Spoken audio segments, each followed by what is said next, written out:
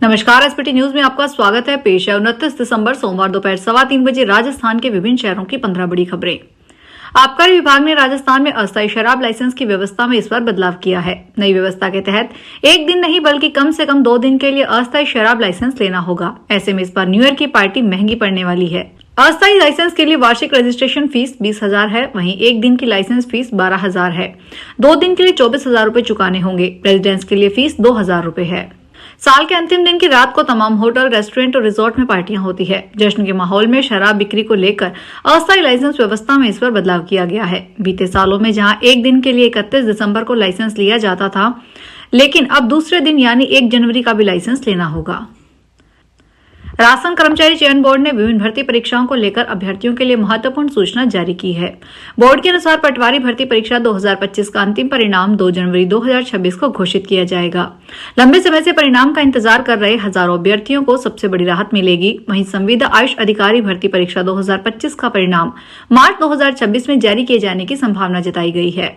Lab assistant भर्ती परीक्षा 2025 की परीक्षा मई 2026 में प्रस्तावित है, जबकि एग्रीकल्चर सुपरवाइजर भर्ती परीक्षा 2025 अप्रैल 2026 के द्वितीय सप्ताह में आयोजित किए जाने की संभावना है।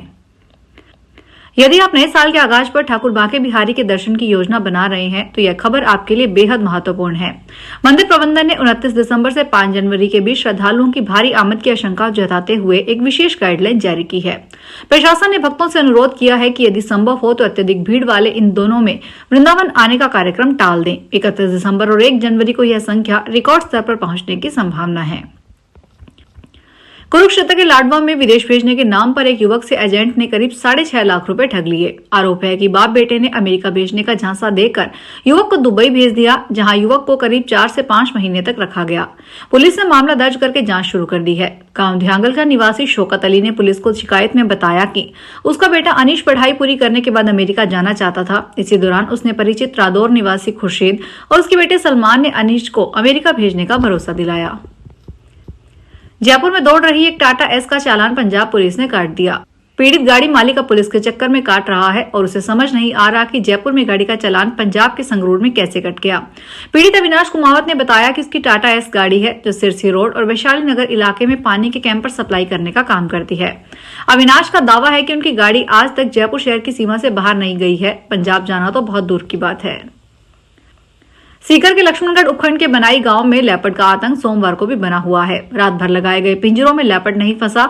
इसके बाद सोमवार अल सुबह ही वन विभाग की टीम ने लेपर्ड की तलाश फिर से शुरू कर दी है। रेस्क्यू के लिए जयपुर से भी वन विभाग की टीम गांव पहुंची है। लक्ष्मणगढ़ रेंजर दुर्गा हुड्डा ने बताया कि टीम लेपर्ड की स्थिति का पता लगाने का प्रयास कर रही है। सरसों के खेत से बाहर ही लेपर्ड के पद चिन्ह मिले हैं, जिसके बाद पद चिन्ह सनवाली गाँव तक आए। वन विभाग की टीम पद चिन्हों का पीछा कर रही है। अरावली पर्वतमाला में अवैध खनन पर रोक लगाने के लिए सोमवार से प्रदेश भर में संयुक्त अभियान शुरू किया गया है। यह अभियान 15 जनवरी तक चलेगा और राजस्थान के 20 जिलों में प्रभावी रूप से लागू रहेगा।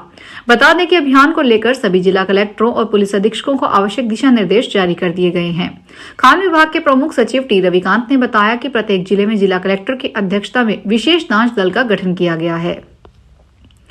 सरकार ने घोषणा की है कि 1 जनवरी 2026 से देश के वरिष्ठ नागरिकों के लिए 8 नई प्रमुख सुविधाएं लागू की जाएगी।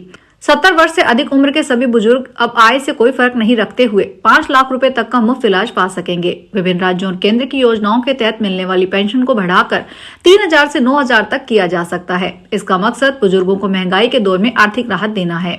सभी सरकारी और निजी बैंकों को निर्देश दिए गए हैं कि वे सीनियर सिटीजन के लिए अलग काउंटर की व्यवस्था करें, ताकि उन्हें लंबी कतारों में खड़ा न होना पड़े। संपत्ति विवाद या अन्य कानूनी मामलों में बुजुर्गों को मुफ्त सलाह और वकील की सुविधा जिला स्तर पर दी जाएगी। सीकर में रहकर कोचिंग कर रहे स्टूडेंट को सिगरेट पीते हुए उसके दोस्त ने देख लिया। दोस्त ने घर वालों को इस बारे में शिकायत करने की बात कही। डर के मारे 17 साल का नाबालिग स्टूडेंट सीकर से चला गया, जिसे पुलिस ने दिल्ली से ढूंढ लिया। अब स्टूडेंट को उसके परिजनों के हवाले कर दिया गया है। 17 साल का स्टूडेंट मूल रूप से बीकानेर का रहने वाला है, जो सीकर की कोचिंग में पढ़ाई कर रहा है। वर्तमान में वह एक प्राइवेट हॉस्टल में रहता है। कोटा शहर में सरकारी वाहनों के दुरुपयोग को लेकर अब विरोध खुलकर सामने आने लगा है। शहर के युवाओं की टीम नायक ने सरकारी अधिकारियों को कड़ी चेतावनी दी है। टीम का कहना है कि यदि कोई भी अधिकारी, चाहे वह कोटा विकास प्राधिकरण, नगर निगम या किसी अन्य सरकारी विभाग से जुड़ा हो, सरकारी वाहन का निजी या घरेलू उपयोग करते हुए पाया गया तो टीम नायक उसे मौके पर ही रोकेगी। शशांक शर्मा ने बताया, सरकारी संपत्ति का दुरुपयोग बर्दाश्त नहीं किया जाएगा। हम जनहित में यह अभियान चला रहे हैं। नए साल और त्योहारी सीजन में बढ़े हुए यात्री यातायात को देखते हुए रेलवे की ओर से यात्रियों के लिए राहत भरी खबर है। जोधपुर मंडल से चलने और गुजरने वाली 10 जोड़ी ट्रेनों में 1 से 31 जनवरी 2026 तक अस्थायी रूप से अतिरिक्त डिब्बे लगाए जाएंगे।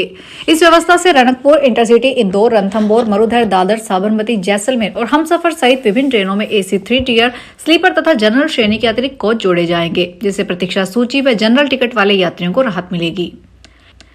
बाड़मेर जिले के गडरा रोड सर्किल स्थित माजीसा मंदिर में रात को नकाबपोश चोरों ने ताले तोड़कर करीब 20 तोला सोना और नगद रुपए चोरी कर लिए। चोरी की पूरी वारदात CCTV कैमरे में कैद हो गई है। सुबह दर्शन के लिए पहुंचे श्रद्धालुओं को घटना की जानकारी लगी, जिसके बाद इलाके में आक्रोश फैल गया।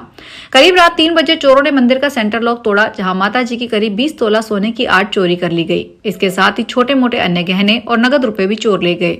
पूरी चोरी की वारदात करीब 1.5 घंटे तक चली। राजस्थान में नए साल पर बारिश की संभावना जताई जा रही है। प्रदेश में कड़ाके की सर्दी का दौर जारी है। उत्तर पूर्वी राज्यों में घना कोहरा छाने का असर फ्लाइट्स और ट्रेन के संचालन पर देखने को मिला। मौसम विज्ञान केंद्र जयपुर के निदेशक राधेश्याम शर्मा ने बताया, एक नए मजबूत पश्चिमी विक्षोभ के सक्रिय होने से 31 दिसंबर और 1 जनवरी को बीकानेर संभाग और शेखावटी क्षेत्र के जिलों के कुछ भागों में बादल छाए रह सकते हैं। साथ ही कहीं कहीं हल्की बारिश या मावठ होने की संभावना है। इस दौरान 31 दिसंबर को बीकानेर, श्रीगंगानगर, हनुमानगढ़, चूरू, झुंझुनू और सीकर जिलों में बादल छा सकते हैं। मौसम विज्ञान केंद्र के अनुसार 30 दिसंबर की रात से पहाड़ों का मिजाज पूरी तरह बदलने वाला है। सक्रिय हो रहे पश्चिमी विक्षोभ के कारण उत्तर भारत के ऊंचे शिखरों पर बर्फ की फाहें गिरने की प्रबल संभावना है। देवभूमि उत्तराखंड में 30 दिसंबर से लेकर 2 जनवरी के बीच मौसम विभाग ने बारिश और हिमपात का अनुमान जताया है। विशेषकर उन क्षेत्रों में हलचल बढ़ेगी जो समुद्र तल से काफी ऊंचाई पर हैं। हिमाचल में बर्फबारी का सबसे ज्यादा असर 30 और 31 दिसंबर की दयामनी रात को देखने को मिल सकता है।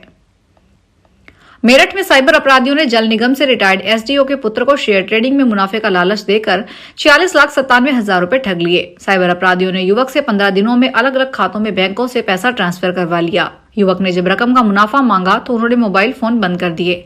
साइबर सेल थाना पुलिस ने पीड़ित की तहरीर पर अज्ञात के खिलाफ मुकदमा दर्ज करके जाँच शुरू कर दी है। फिलहाल इस बुलेटिन में इतना ही, फिर हाजिर होंगे बड़ी खबरों के साथ।